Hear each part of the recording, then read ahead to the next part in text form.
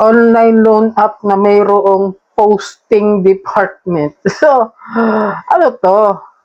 Nilalabas nyo ba talaga yung tunay yung kulay na kayo mismo nilalabag nyo yung karapatan ng inyong borrower? At ipo sa social media, meron pa kayong posting department dyan nakalagay, yun, di ba? At ipahiya yung kliyente ninyo sa mga kanyang kakilala at kaanak. So sa video ito, bago natin simulan ay maglalambing ako sa inyo na pakipalo po ang aking mga social media account, ang Facebook, TikTok at ang aking YouTube channel. Kung nakatulong sa inyo yung video ito, malaking tulong din po ang pag-like, malaking tulong din po ang pag-share. At para updated po kayo sa mga videos na ito, ay pakihit lang po yung notification bell. Then disclaimer, hindi po ako nang hihikayat na kayo ay mangutang dito sa mga online loan apps. Ako po ay nagre-review, sumisilip at pinapalam sa inyo kung ano yung mga experience o may share kong experience sa inyo na kung anong proseso ng kanilang pagpapautang at ang proseso ng kanilang paniningil para magkaroon kayo ng tamang expectation sa kanilang mga operations. Okay? So, nakita ko lang po ito sa post. No? Hindi ko alam kung meron ba itong cash pera. Hindi ko pa siya nasisilip. Okay? Na medyo busy tayo ngayon, mga kabrad, no?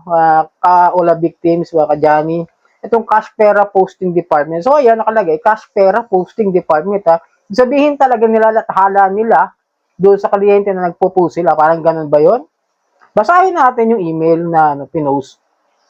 Ito hindi para ipahiya, kundi para magkaroon lang kayo ng ideya about the, sa collection practices nila. Face and ID are intact with us. Please be advised that you have sent as not only your cell phone number, but also your valid ID with facial recognition. Once the information did not match, the loan will not be processed and approved. If you want this to settle legally and not online payment, we can transfer your ID and also a copy of your facial recognition to our attorney for proof. So, the demand letter will be released and sent to your working address, including residences. Pero medyo magulo yung kanyang sinabi, no? May facial recognition, may cellphone number, pagkatapos sasabihin yung information pag hindi nag-match doon sa yung loan na hindi mapoprocess at ma-approve. So, hindi ko alam kung may utang o ano, di ba? Medyo magulo yung kanyang pagsasalaysay doon nga, kahit English pa yan, naiintindihan ko naman. Pero ang gulo, tapos ipo-forward yung demand letter doon sa kanilang attorney para mai-forward daw at maipadala sa iyong working address at doon sa bahay. Well, for me, no, ulitin ko, hindi porket pumayag din yung tao na kumbaga nagkaroon ng consent in the law. Sabi nga doon sa nabasa ko doon sa isang attorney na kahit may consent yan, as long as may paninira, may panirapuri, may malisya na hindi maganda, at may pagbabanta ng kung ano-ano, kahit na sabihin mo may consent yan, sabi sa batas, ay tuturing na void yung mga yan. Maging invalid. Kahit na sabihin mo, pawayag, post mo ko, bahala ka sa buhay mo, leche ka. Parang mga gano'n.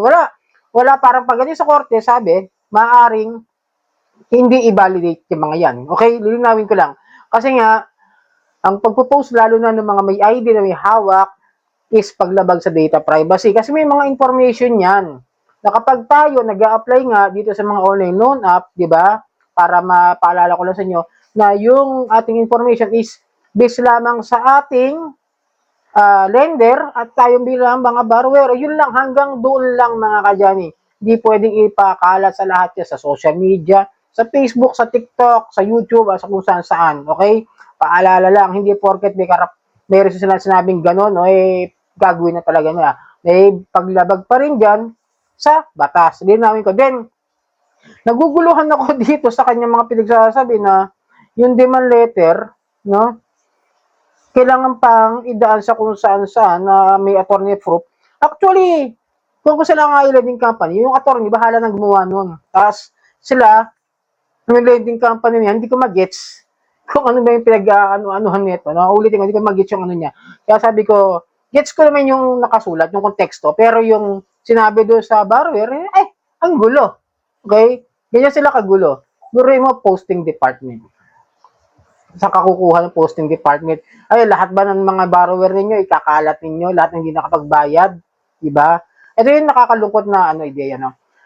kumakalat na rin kahit sa mga, hindi lang sa mga online loan app mga kadyani, no? Nakikita ko na rin, kahit yung mga personal na mga nagpapautang sa Facebook pages, no?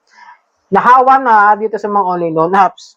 Kalat na po, ang dami ko nakikita. Kaya, parang lumalabas, nanonormalize yung ginagawa nila. No, which is, ito kasi masasabi ko, once na na-post kayo, even though na sinabi nila may consent daw kayo, o etc. ulitin ko lang na hindi pa rin pwede dahil nga may cyber libel tayo as long as may malicious intent na sirain yung pagkatao mo. Hindi po ako attorney, yun ay base lamang doon sa nabasa ko doon sa post ng isang attorney na nag-post din ng kanyang knowledge about this law dito cyber libel. Okay, linawin ko lang.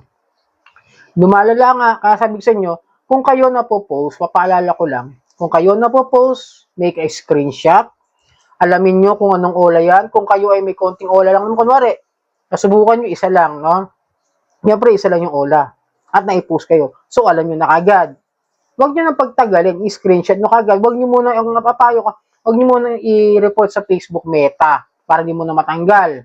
Para yung link makuha, tapos punta po kayo sa PNP Anti-Cybercrime or sa NBI Anti-Cybercrime Division. Then, make a report, file a formal complaint. Ngayon, kung sa tingin nyo na anuhan ka kayo, na i-post ng hindi alam ng isang dami account, mostly kasi hindi natin masasabi kung saan na ipopost. Pero most of the time, nakikita ko yan sa mga barangay pages, sa mga buy and sell, sa mga friends ninyo na hindi nyo basta makita kasi nagko-comment sila dyan, gagawa ng dummy account. Tapos minsan silipin nyo yung mga online loan app platform na may Facebook pages, minsan nagpo-post yung mga yan. Natuwa rin naman ako dito sa mga nangyayari kahit paano. Siguro napapanood nila yung videos ko, no, mga kadyani, na sinesearch ko yung mga online na nagpo-post. Nung sinilip ko naman sila, this past few days, binurahan nila yung kanilang mga post na yung mga borrower nila na nagkakautang at di nakakabayad. Kasi nilalagyan pa nila ng hashtag scams, hashtag hindi marunong magbayad ng utang, ganoon. Nawala naman po.